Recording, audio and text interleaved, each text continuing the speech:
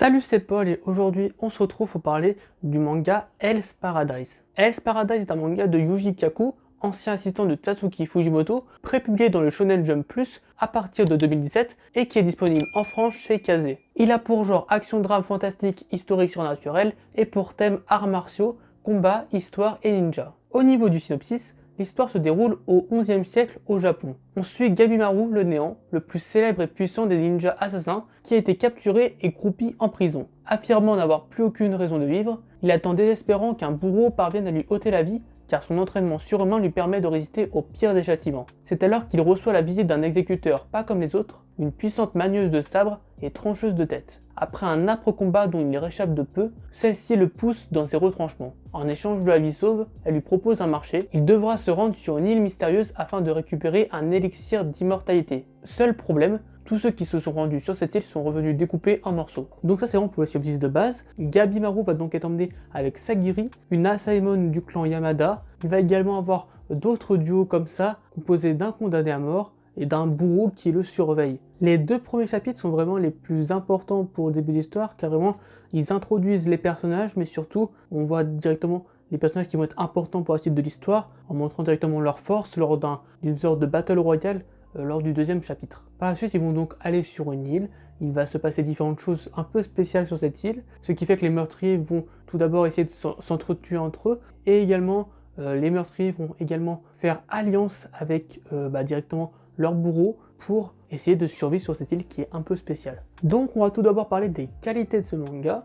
Donc déjà on peut citer l'une des plus grandes qualités de Hell's Paradise et que c'est tout simplement son dessin. Yuji Kaku n'est pas l'assistant de Tatsuki Fujimoto pour rien, il est vraiment un très bon dessinateur. Toutes les planches de combat, les chara-design des personnages, les pages couleurs, le découpage, tout est très bien fait, bien détaillé, bien joli et surtout on montre vraiment l'action directement dans les dessins. Je trouve que c'est vraiment le point fort de Hell's Paradise. Il a vraiment un très bon style de dessin et il arrive à faire retranscrire ce qu'il veut dans ses combats, dans des moments importants avec des planches qui sont sublimes. Il y a aussi des personnages qui sont très intéressants comme on peut citer Gabimaru et les frères Asa, qui sont vraiment des personnages qui, malgré leur froideur, montrent vraiment une vraie évolution quand ils arrivent sur l'île et qui changent au fur et à mesure de ce qui se passe. Et c'est ça qui est aussi intéressant, c'est que cette île va faire échanger tous les personnages. Il y a également des personnages qu'on voit plus tard, mais très peu, mais qui ont une prestance très spéciale et très intrigante, comme notamment JK, que j'ai beaucoup apprécié. Je trouve vraiment qu'il se démarque du lot dans les nouveaux personnages qui arrivent par la suite, car il a vraiment ce style vraiment détente, mais en même temps très, très sérieux. C'est très spécial, il a vraiment une aura, on peut dire, autour de lui. On ne sait pas vraiment pourquoi il est là, mais il est là, et je trouve que c'est un personnage très bien réussi. Le synopsis initial est également très sympa. Dès le début, on se rend compte que Gabimaru est un personnage qui a beaucoup de choses à raconter, qui a vraiment déjà une personnalité, et surtout qui va évoluer sur cette île. Parce que ce qui est intéressant dès le début, c'est qu'on explore cette île, on commence à la découvrir en même temps que les personnages, et tous les personnages qui vont être sur cette île vont évoluer au fur et à mesure des événements qui vont se passer, et ça fait que du coup, dès le début, on se rend compte que certains personnages sont sympas, et aussi dès le début, on se rend compte des forces des personnages, ainsi qu'un peu du coup les autres criminels qui arrivent sur cette île, et tout ça, ça permet aussi de pouvoir dès le début un peu comprendre les thèmes que va traiter Hell's Paradise. Donc on va évidemment parler de l'amour, de la mort, des raisons de vivre, de l'amitié, des trahisons, des sujets très forts qui dès le début sont traités et qui vont être traités au fur et à mesure de l'histoire qui va avancer.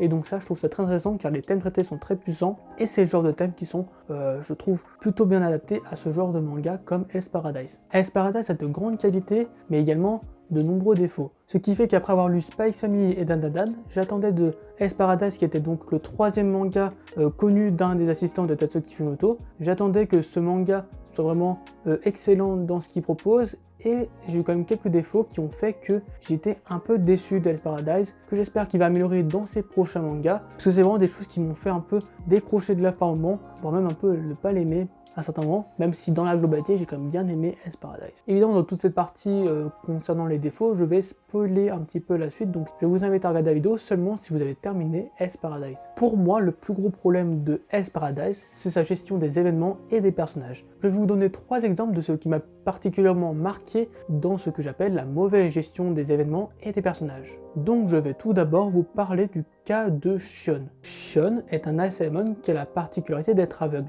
Il a rencontré sur l'île Nurugai, qui est une condamnée à mort qui est innocente. Elle a été condamnée à mort dès son plus jeune âge car elle fait partie des derniers membres d'une tribu qui n'a pas adhéré au shogun. Après la mort de son Asaemon qui était donc Tenza, elle va donc rencontrer Shion qui va s'occuper d'elle et va essayer de la faire survivre pour qu'elle puisse vivre après être sortie de l'île une vie plus heureuse. Donc vraiment j'ai pas de problème avec ces deux personnages qui sont indépendamment d'eux très bien réussis, même ensemble très bien réussis. Le problème c'est vraiment ce qui se passe par la suite parce qu'en fait on a deux combats principaux que Shion va mener et le problème de ces deux combats c'est qu'en fait Shion aurait dû mourir dans les deux cas. Un premier combat où Shion survit, mais il est vraiment aux portes de la mort suite à un combat très puissant, un combat où il aurait pu mourir et vraiment le mangaka a vraiment accentué sur le fait qu'il aurait dû mourir, qu'il a survécu vraiment de très peu. Donc c'est le genre d'événement qui peut arriver avec, on va dire, quelques raisons. Une fois le fait qu'il arrive à survivre alors qu'il aurait dû mourir, que vraiment c'était mis en avant, ça peut arriver surtout du coup parce c'était à peu près le début, un peu avant le milieu du manga, il avait avoir quelques petites choses à raconter et donc c'est plutôt intéressant de le laisser en vie. Le problème pour moi ça se situe dans le deuxième combat dans lequel vraiment Shion aurait dû mourir. Le mangaka a vraiment abusé sur le fait que Shion devait mourir sur ce combat et le fait qu'il avait déjà dû mourir avant mais qu'il avait survécu, ça faisait que cette fois-ci il aurait dû vraiment mourir, surtout qu'on était vers la fin du manga et que il n'avait plus grand chose à raconter, sauf que finalement il a survécu. Il a survécu sans grande raison d'ailleurs. Il a vécu parce que Nurugai lui a fait un câlin à la fin. On ne sait pas trop, c'est vraiment très bizarre ce qui se passe, on ne sait pas trop pourquoi il a survécu, et surtout que ça n'a rien remonté à la fin. On dirait vraiment qu'il a survécu car les fans nous ont demandé qu'il survive. On dirait vraiment qu'il a survécu pour un peu le fan service. Parce que Shion est un personnage extrêmement apprécié pour tout ce qu'il raconte, et qui est un personnage assez intéressant, mais le fait qu'il ait survécu comme ça deuxième combat, je trouve ça vraiment trop dommage. Je trouve que Nurugai aurait pu vraiment plus se développer au final, avec du coup des événements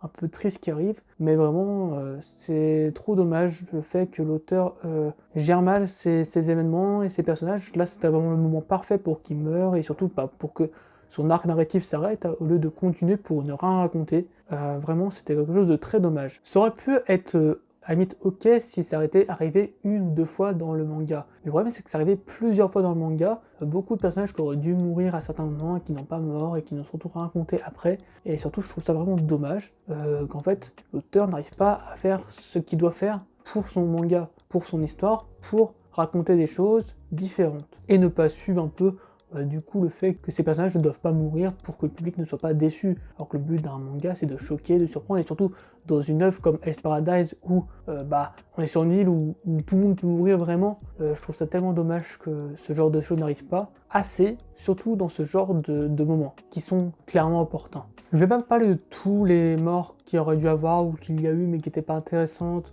parce que vraiment il y en a beaucoup, mais je vais parler du cas de Yuzuriha qui est un peu le contraire et qui est donc intéressant à analyser. En plus c'est intéressant à analyser car il y a également le cas de Gamimaru dans ce combat qui est assez problématique je trouve du coup au niveau de l'intrigue. Pour faire court sur cette île, il y a un peu un système en fait où certains personnages peuvent être, on va dire, immortels en devenant un peu comme un peu des arbres, un peu des tensen, ceux qui ont un peu des parties de leur corps en arbre, et en fait ça fait qu'ils peuvent vivre potentiellement éternellement en fonction de l'avancée des recherches des tensen qui s'occupent de ça. Ce qui fait que certains personnages donc, qui sont arrivés sur l'île sont devenus en fait des tensen. On peut notamment citer le cas de Asashobe qui a donc dès le début quasiment devenu un tensen et qui a profité de ça pour essayer de sauver son frère, et je trouvais ça très intéressant la façon dont c'est fait. Pour le cas de Gamimaru, je trouvais ça très intéressant que ça arrive vers la fin du manga qu'il devienne un tensen en mode il garde un peu un souvenir de cette île, et aussi un peu quelque chose en fait qui perd son humanité pour quelque chose, en fait que ça arrive pas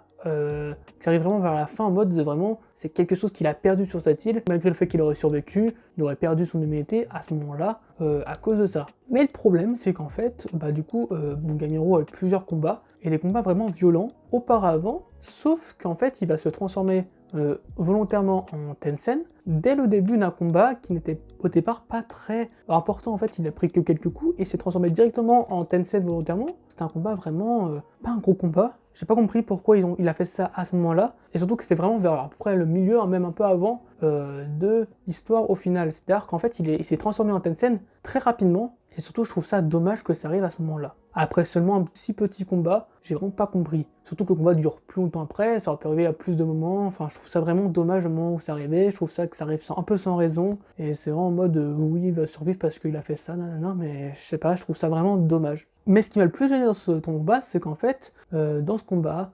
Yuzuru, qui va donc être en alliance avec Kamimaru, va un peu se sacrifier pour du coup tuer le Tensen qui est d'en face, sauf qu'en fait, auparavant, il y a eu des morts dans Hell's Paradise, et des morts qui ont duré assez longtemps dans, en fait, on va dire, le moment dramatique où la personne meurt. Il y avait vraiment beaucoup de temps qui se passait, pour des personnages qui étaient plutôt secondaires. Sauf qu'en fait, Yuzuru, c'était un peu, on va dire, un tout petit peu secondaire, mais qui est devenu principal à l'histoire, clairement. Donc en fait, le fait qu'elle meure de cette façon-là, si rapidement, c'était soit il y avait deux choix. Soit c'était une fin de personnage qui était complètement raté, parce que c'était beaucoup trop tôt pour un personnage comme ça, et c'était très mal fait. Le seul bon point dans ça, c'était qu'elle était morte en n'étant pas égoïste, et depuis le début, elle avait un peu un comportement un peu égoïste, et surtout, elle n'avait connu un peu aucun risque, parce qu'elle se défendait comme ça. Elle était très, on va dire, sûre d'elle, mais surtout, elle était très calculatrice, et là, elle était morte de façon, on va dire, pas calculatrice, mais vraiment de façon très très rapide. Donc ça gâchait un peu tout le propos qui était derrière, qui était très intéressant. Donc c'était soit cette mort un peu décevante, soit elle allait revenir par la suite, parce que bah, du coup, c'était un peu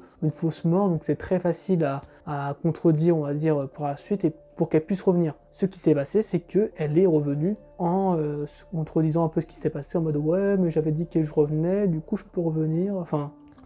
C'est vraiment une explication très moisie pour un retour un peu raté, évidemment, de Yuzuru. On est vraiment en retour en mode fan service, je suis de retour. Mais en vrai, en tout cas, c'est un retour, bah du coup, j'étais comme content que le perso revienne parce que j'appréciais bien le perso, mais j'étais vraiment pas content de la façon que c'était fait, surtout ce qui s'était passé avant, qui était très mal fait, qui était très prévisible en fait. En fait, ce que l'auteur aurait dû faire, et dans les deux cas ça aurait se passé, en fait, c'est soit elle serait morte, mais il aurait fait une vraie fin pour ce personnage beaucoup plus développé que ça, donc là ça aurait eu un sens qu'elle s'arrête à ce moment-là, soit un retour, mais après du coup une mort vraiment plus développée, ce qui m'aurait fait plus hésiter, et surtout plus surpris que là, je m'attendais qu'elle revienne en fait. Il n'y avait pas de surprise quand elle est revenue, j'étais en mode ah bah oui, bah c'était prévu. Et c'était vraiment trop dommage. Surtout qu'elle avait réussi à faire une belle fin pour la Simon qui bah du coup s'occupait de Yuzuru au départ. C'était vraiment une bonne fin, bien développée pour un personnage qui était même moins important que Yuzuru. Et donc ça pour le coup j'avais trouvé que c'était une bonne mort. Enfin, dans la mauvaise gestion des personnages et des événements, j'ai trouvé que le personnage de Sagiri, qui est donc la détéragoniste, était vide de sens. C'est-à-dire qu'en fait, le personnage est basé sur le fait qu'elle soit assez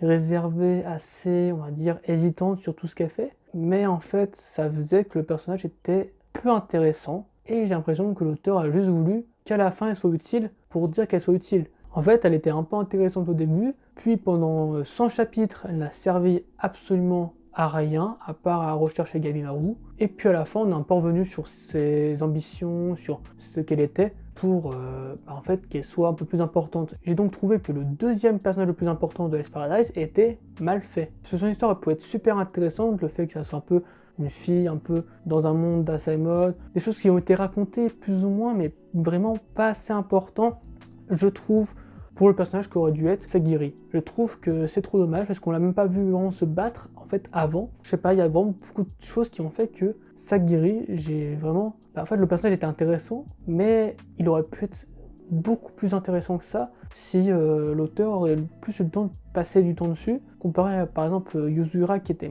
censé être moins important, qui était beaucoup plus développé. Pareil pour d'autres persos, alors que c'était vraiment le deuxième personnage le plus important. C'était le personnage le plus important après Gabimaru, quoi. Donc je trouve ça tellement dommage. Je sais pas compris ce que l'auteur a voulu faire avec elle, pourquoi il l'a en fait un peu mis de côté, en fait, c'est trop bizarre. J'ai l'impression vraiment que l'auteur s'en fichait d'elle et à la fin l'a un peu remis en avant. Donc j'ai trouvé ça à ce moment-là intéressant, mais tout le reste, j'ai trouvé ça tellement décevant sur ce personnage. Donc un peu tous ces choix, je ne sais pas si c'était pour fanservice, parce que certains personnages étaient plus appréciés que d'autres ou pas, mais j'ai trouvé ça un peu spécial. J'ai l'impression que l'auteur, surtout au niveau de la gestion un peu des morts et tout, il y a beaucoup de personnages qui auraient dû mourir, qui ne sont pas morts, et au final ça fait qu'à la fin d'Hell's Paradise, les personnages qui sont morts, c'est vraiment des personnages qui sont secondaires. Il n'y a aucun personnage principal vraiment qui est mort, qui a vraiment mal vécu cette île en fait au final. Tout le monde finit bien et vraiment la fin c'est une happy end. Genre je trouve ça tellement spécial pour Hell's Paradise qui était vraiment censé il est censé se passer des choses négatives. Vraiment, l'impression que la fin, vraiment, le tout dernier chapitre notamment, choses qui étaient morts, qui sont un peu revenus, en sortant un peu des excuses un peu bidons, je trouve.